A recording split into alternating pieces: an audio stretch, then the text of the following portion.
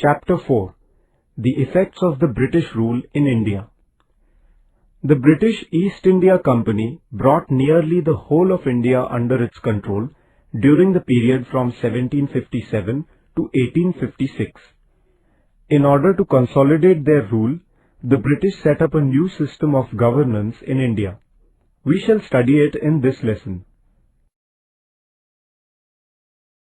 Dual Government. In 1765, Robert Clive introduced the system of dual government in Bengal. The East India Company took over the function of revenue collection. The function of maintaining peace and order was left in the hands of the Nawab of Bengal. This system is called dual government.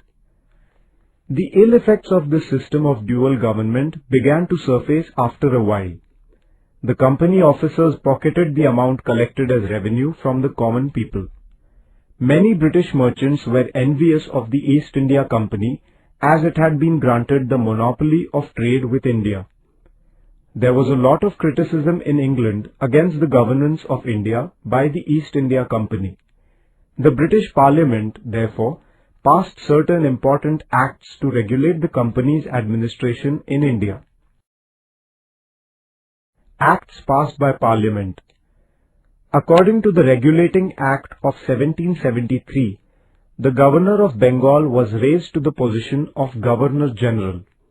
The Governor-General was given controlling powers over the policies of the Bombay, Mumbai and Madras presidencies. A 4-member committee was appointed to assist the Governor-General. Pitt's India Act was passed in 1784. According to it, a permanent board of control was instituted to regulate the company's administration in India. The board was authorized to issue directives regarding the governance of India to the company. In 1813, 1833 and 1853, British Parliament passed acts introducing changes in the governance of the company. In this way, the British government established its indirect control over the administration of the company. With the advent of the British power, a new administrative system was set up in India. The civil service, the military, the police force and the judiciary were the main pillars of the British administration in India. The civil service. In order to consolidate their rule in India, the British needed to organize the civil services. Lord Cornwallis organized the civil service system. It became an important organ of the British administration. He laid down a rule that a civil servant should not be engaged in private trade. In order to ensure this, he raised the salaries of the company's officers. For the convenience of administration, the territory under the control of the British was divided into districts. The collector was the head of the district administration. Revenue collection, administration of justice, and the maintenance of peace and order were his responsibilities. Officers were recruited to the Indian civil services through a competitive examination.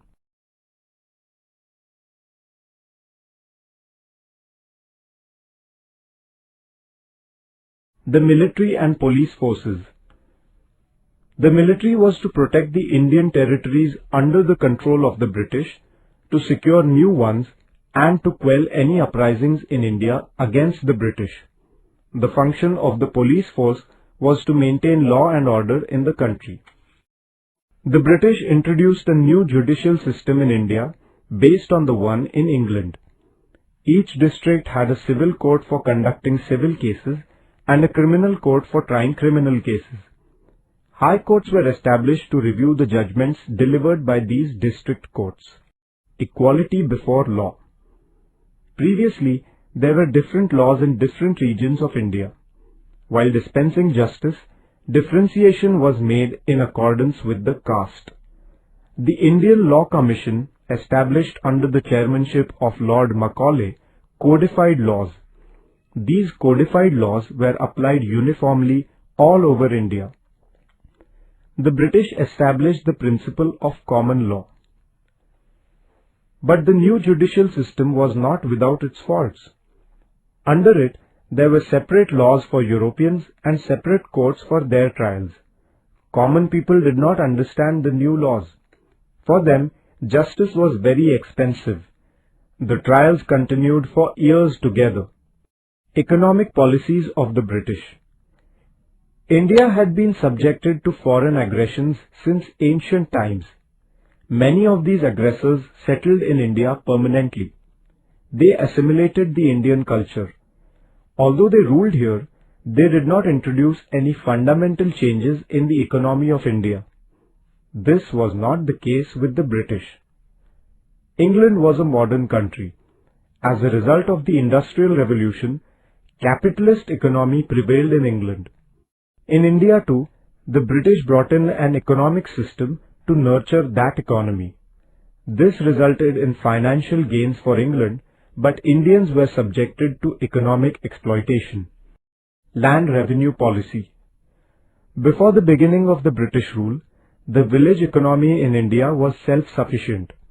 All the needs of the villagers were fulfilled locally with the help of agriculture and other industries. Land revenue was the chief source of income of the state. During the period before the British rule, land revenue was assessed according to the condition of crop. If the crop failed, the land revenue was waived. The revenue was collected mainly in the form of grains. Even if there was a delay on the part of the peasants, their land was not confiscated. In order to increase the revenue, the British made some important changes in the revenue system. They measured the land and fixed the revenue on the basis of the area. They made it compulsory for the peasants to pay land revenue in cash at a fixed time.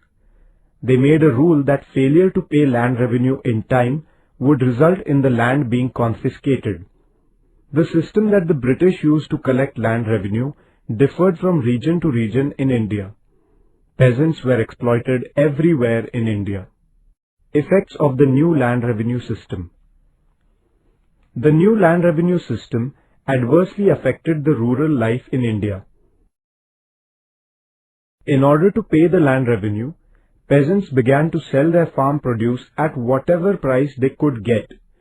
Traders and the middlemen began to buy agricultural produce at an unreasonably low price. At times, the peasants were forced to mortgage their lands with the village money lenders in order to pay the land revenue. Thus, peasants became debtors. If they failed to pay their debts, they had to sell their lands. The government, the landlords, the money lenders, the merchants, all of them exploited the peasants. Commercialization of agriculture. Previously, peasants mainly produced grains. The grain was used either for their own household consumption or for meeting the needs of the village. The British began to encourage the production of cash crops such as cotton, indigo, tobacco, tea, etc. This shift of emphasis towards the production of profit-yielding cash crops rather than food grains is known as the commercialization of agriculture. Reforms in transport and communication. The British provided modern facilities of transport and communication for the purposes of administrative convenience and growth of trade. A highway connecting Calcutta, Kolkata, with Delhi was built. In 1853, a train began to ply between Mumbai and Thane. In the same year, the British started a telegraph system in India. This facilitated the communication between the major cities and military centers in India. The British also introduced the postal service. All these reforms had far-reaching effects on the social life in India. Communication between people belonging to different regions in the country improved greatly. This helped in strengthening a sense of unity among them. Decline of traditional industries. The British government used to levy heavy duties on goods exported from India to England. On the other hand, the duty on goods imported into India from England was far too less.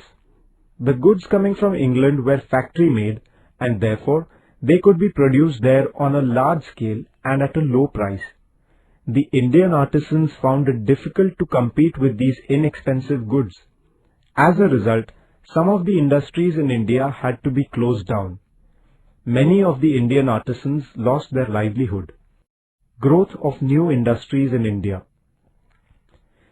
Indian entrepreneurs could not come forward in large numbers because of the lack of government support, lack of capital, and of experience of management. But there were some Indians who overcame these difficulties and succeeded in laying the foundation of Indian industries. Gawasji Nanabhoy started the first cotton textile mill in Mumbai in 1853. The first jute mill was started in 1855 at Rishra in Bengal. Jamshedji Tata established Tata Iron and Steel Company's steel producing plant at Jamshedpur in 1907. Gradually, coal, metal, sugar, cement and chemical industries were also started in India. Social and cultural impact. In the 19th century, a new age had dawned in Europe based on the values of humanism, rationalism, democracy, nationalism and liberalism. It was but natural that these changes in Europe would evoke some echoes in India. In order to run the administration, the British wanted to get acquainted with the Indian society. For this purpose, they started studying the Indian traditions, history, literature, arts, music and even the local flora and fauna. Sir William Jones, a British officer, founded the Asiatic Society of Bengal in Kolkata in 1784. Max Muller, a profound German thinker, was a great scholar of the religions, languages and history of India. The examples set by these people made the newly educated Indians aware that they, too, should study their own religion, history and tradition. The English enacted many laws in India. Lord Bentinck passed an act in 1829 prohibiting the practice of sati. In 1856, Lord Dalhousie passed an act allowing widow remarriage. These acts were complementary to social reforms. In order to run the administration, the British were in need of Indians who had received British education. In 1835, on the recommendations of Lord Macaulay, Western education was introduced in India.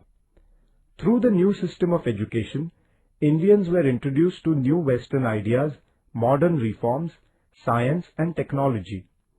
Universities were established at Mumbai, Madras, Chennai and Kolkata in 1857.